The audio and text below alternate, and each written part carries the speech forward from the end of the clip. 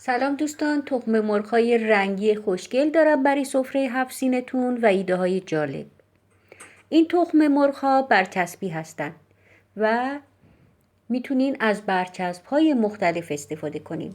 یکی از برچسب‌هایی که میتونین استفاده کنین برچسب‌های آماده بازاریه که توی اکثر خرازی‌ها و لوازم تحریری‌ها موجوده. جنسشون یه مقداری خشکه. برچسب رو بر میدارین و روی تخم مرغ‌ها میچسبونین. البته تخم مرغ‌ها رو قبلش تمیز کردین و آبپز کردین. بدون آبپز هم میشه این کار کرد و برچسب ها رو میچسبونین. برای حفظین خب معمولا گل بهتره. سعی کنین گل ها ریز باشن و روی تخم مرغ ها بچسبونین. یه اشکالی که این برچسب ها داره یه مقداری جنسش خشکه و کامل روی تخم مرغ ها نمیخوابه، اما قشنگن. پس بهتره از برچسب های کوچک استفاده کنین تا کامل روی تخم مرغ بخوابه. به این شکل قشنگ میشه، مگه نه؟ خب من 3 دونه از این تخم مرغ‌ها رو آماده کردم.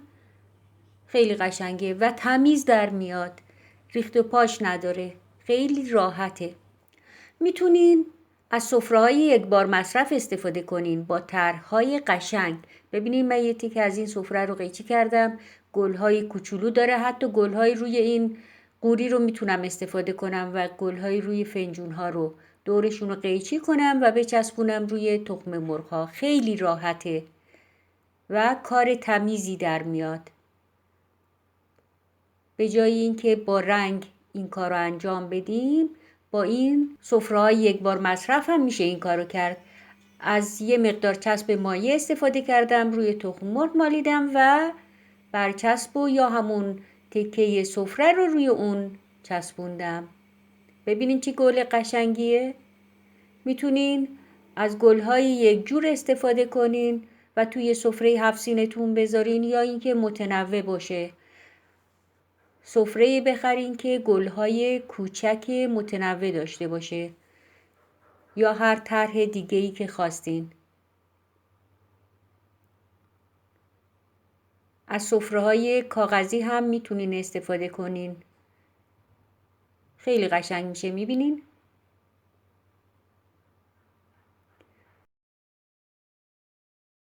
اینام سفره یه بار مصرف پلاستیکیه، طرح‌هاش بزرگه، اما از وسط اونا میتونین طرح‌های کوچیکشو مثلا مثل این گل بنفشه جدا کنین و بچسبونین روی تخم مرغ‌ها.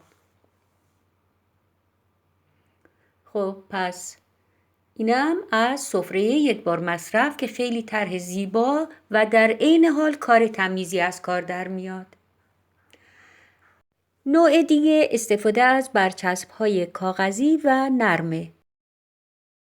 بعد از اینکه اونو از روی ورق برچسب برداشتین، میتونین این قسمتی که نوشته داره بردارین و اونو روی تخم مرغ بچسبونین. از هر طرحی که بخواین میتونین استفاده کنین. من برای این از پروانه استفاده کردم تا یه مقداری متفاوت باشه.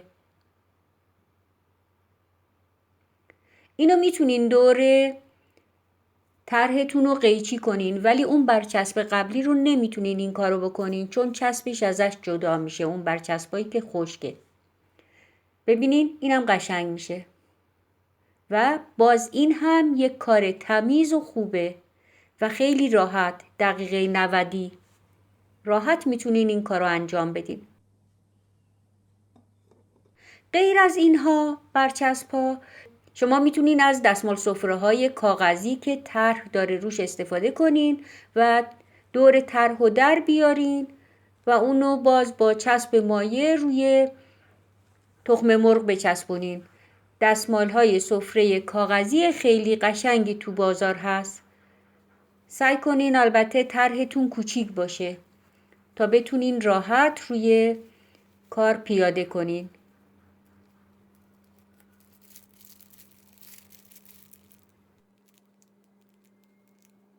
انواع طرح‌ها در بازار هست. این تک گل‌ها رو میتونین جدا کنین و روی تخم مرغ بچسبونین. خب اینم از دستمال سفره کاغذی. میتونین از کاغذ کادو با طرح‌های کوچک و زیبا استفاده کنین و دورشو قیچی کنین و روی تخم مرغ بچسبونین.